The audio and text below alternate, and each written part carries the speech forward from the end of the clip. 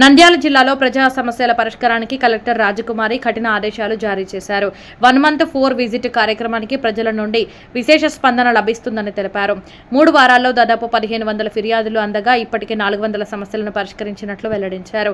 Pending ఫిర్యాదుల clearance కోసం శాఖల వారీగా వేగవంతమైన చర్యలు చేపట్టాలని అధికారులను ఆదేశించారు.